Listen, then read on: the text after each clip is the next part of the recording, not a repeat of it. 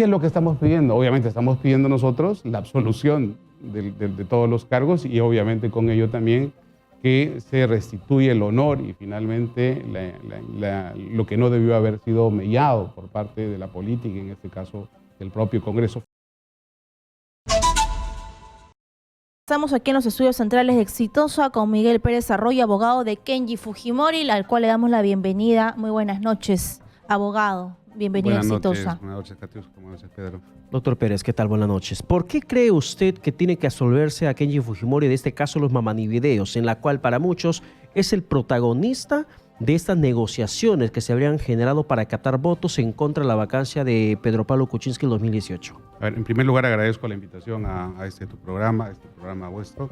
Y en segundo lugar, precisar y aclarar. Yo soy abogado de la defensa colectiva, ciertamente, que integra a los acusados, Kenji, Bocángel, Bienvenido y Alexei Toledo. Y concretamente mi defensa está vinculada directamente al señor Bocángel. Ciertamente el señor Bocángel con Kenji son coacusados, ¿no? Dentro de esta perspectiva conjunta. Por tanto, puedo, sin problema, responder por lo que significa esa defensa también colectiva. A ver, yendo a tu pregunta, ¿por qué tiene que ser absuelto Kenji? Y no solo Kenji, sino los demás coacusados también. Por muchas razones. Primero, porque todas las imputaciones y todas las acusaciones que ha hecho el Ministerio Público no han sido acreditadas en ninguna de las sesiones que han transcurrido a lo largo de más de 10 meses o 9 meses de lo que dura el juicio oral. Vinculada específicamente al tema probatorio, los mamanivideos, los mamaniaudios que se ha acreditado a lo largo del juicio, que no solamente no aportaban certeza alguna, sino que han tenido muchos niveles de duda y de incluso desacreditación. Dicho por los propios peritos de la Fiscalía, no por nosotros, sino los propios peritos de la Fiscalía han dicho claramente que esos audios y esos videos, primero que nunca se dieron o se aportaron las fuentes originales de los audios y los videos, y segundo que observaban cada uno de ellos entre 5 y 6 cortes abruptos. Pero es decir, los cortes abruptos, si me permites terminar la idea, significan, como lo han dicho los propios peritos de la Fiscalía, indicios de manipulación de los audios. En su momento se hablaba de CDs que había entregado de audios Moisés Mamani, pero también él hablaba que se había entregado el reloj, que es la fuente de grabación. No es la única fuente. No es la única fuente. A lo largo de todo el juicio se ha acreditado también que hay varios archivos que tienen una extensión app. Y esa extensión app, han dicho los propios peritos, son propias de los iPhones, de los teléfonos iPhones o de los de marca Apple. Y obviamente el reloj que tenía Mamani no era de ese formato. IPhone. Por tanto, había otra fuente que nunca fue aportada. Entonces, ese es el punto en el cual obviamente van a tener que dilucidar los jueces, pero ya los propios peritos, como he dicho, de la Fiscalía, han establecido la posibilidad de su manipulación. Exitosa. Señor Pérez Arroyo, a ver, hoy día es justamente lo que ha dicho la defensa de Kenji Fujimori, de que estos videos fueron manipulados, habla incluso sobre el tema técnico de los segundos, que no se entregó las fuentes. ¿Cuál es el siguiente paso para ustedes como defensa legal de Guillermo Bocángel? ¿Correcto? A ver, claro, nosotros nos toca defender la posición de Guillermo Bocángel el día 26 de octubre, es decir, el alegato de cierre, lo que significa el alegato de cierre. Pero en conjunto, la matriz de la que nace la imputación de todos, como ya ha quedado claro en la exposición de la colega Susana Velázquez el día de hoy, es precisamente que la fuente de prueba original, la fuente de prueba que ha significado todo el inicio de este proceso, jamás se ha entregado, para empezar. Segundo, la peritación de esas fuentes o de esos audios que fueron entregados, porque fueron entregados dos paquetes de pruebas. Unos DVDs y otros unos archivos, ¿no? Además, con un tiempo después de su grabación de más de 15 o 20 días. Es decir, una persona que graba para supuestamente perennizar una escena de crimen o una situación delictiva, no lo entrega pues pasando 20 o 21 días. Y tercero, lo que se ha probado a lo largo de todo este juicio es que en cada uno de los archivos hay vacíos, hay silencios y hay cortes abruptos. Y obviamente eso los propios peritos, como repito, de la Fiscalía han dicho que es indicio de manipulación y edición. Claro, pero ese indicio de manipulación o edición termina dejando sin efecto lo que se logró escuchar o ver cuando, por ejemplo, su defendido, Guillermo Bocángel, y el grupo en general estaban hablando de negociaciones de obras. Cuando hablaban jamás ocurrió eso. Cuando hablaban del monto de la obra de 5 millones, que mira... Jamás ocurrió eso. Lo que pasó fue lo siguiente. Cuando Fuerza Popular organiza su conferencia de prensa el día 20 de marzo del año 2018, lo que hace es editar, coger varios fragmentos de los audios, juntarlos de tal manera que a cualquiera de nosotros nos puede significar una apreciación como la que menciona. A ver, si hablamos, doctor Pérez, técnicamente, en ese fragmento que todo el país escuchó y que entiendo que además terminó motivando la renuncia del presidente Pedro Pablo Kuczynski, cuando se comienza a hablar del negociado de obras, de los 5 millones, de tantos millones, que el ministro, que llamarlo, que chapa tu obra, estaban los 3 congresistas hablando como dice Mamani, y ahí Kenji Fujimori dando su aprobación a todo lo que se conversaba. En ese lapso, lo que escuchamos y vimos, ¿hay cortes abruptos? Absolutamente. No solamente hay cortes abruptos, sino que cuando se han escuchado ya todos los audios en su integridad a lo largo del juicio, esos 5 millones, por ejemplo, a que tú te refieres, primero que se refiere al presupuesto que manejaba Fuerza Popular en la Comisión de Presupuesto y la manera como ellos estaban manejando el presupuesto. Eso dice el audio original. Claro. Cuando uno lo escucha en su integridad, obviamente se lleva la sorpresa del caso. Y cuando uno le ha reclamado a la Fiscalía el tema y le dices, oye, ¿por qué has presentado una acusación con una falsedad finalmente dentro de la lógica de la apreciación de pruebas? El escudo de la Fiscalía es que así me lo entregó el Congreso. Y claro, este tipo de procesos tiene una génesis, es el Congreso. El Congreso es el que define el modo y forma cómo se va a perseguir a alguien, por eso es que son procesos especiales vinculados a un ámbito de antejuicio constitucional. La Fiscalía no podía hacer nada.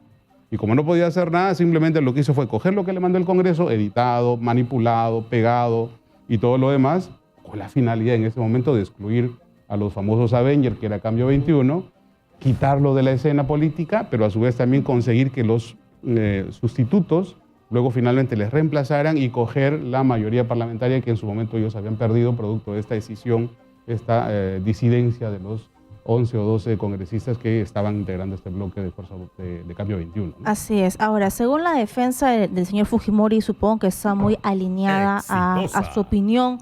Esto ha sido una emboscada del señor Moisés Mamani y sabemos que esa directiva vino de su hermana, ¿no? De Keiko Fujimori. ¿Se va a pedir también la opinión, la participación, la declaración, el testimonio del señor Pedro Pablo Kuczynski? Se pidió.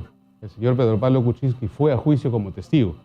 Fue a juicio como testigo y entre otras cosas, por ejemplo, en función al tema de por qué renunció. ¿Renunció porque estaba asustado? No, dijo, simplemente es una pura matemática.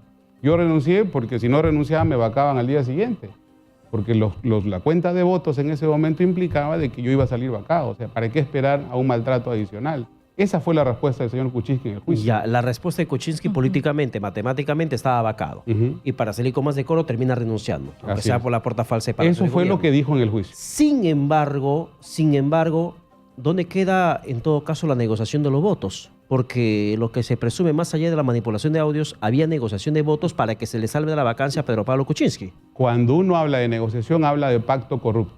El apretón de manos que llamamos en los penalistas y los criminólogos, ¿no? O sea, hay acuerdo, correcto.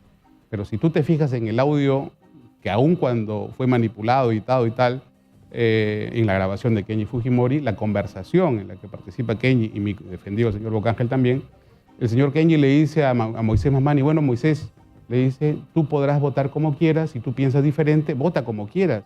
Acá nosotros respetamos las diferencias y al final tú vas a hacer lo que tú quieras en libertad.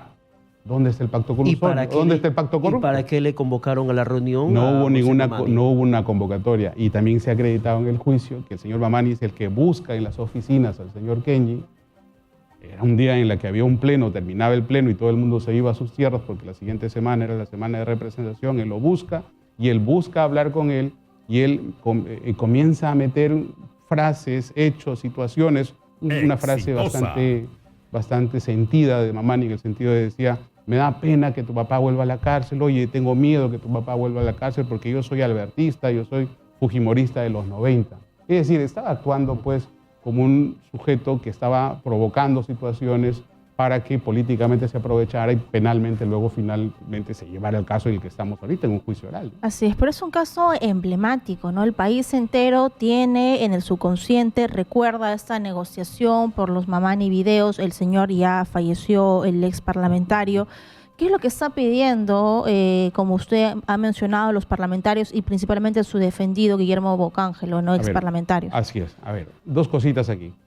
Efectivamente, el país tiene una imagen colectiva de lo que pasó. pero es la imagen que nos brindó, que nos dio Fuerza Popular el día 20 de marzo del 18, cortando, editando y manipulando todos los videos para conseguir un fin político que ellos querían en ese momento. Primero, obviamente, arrinconar a Pedro Pablo Kuczynski con los votos.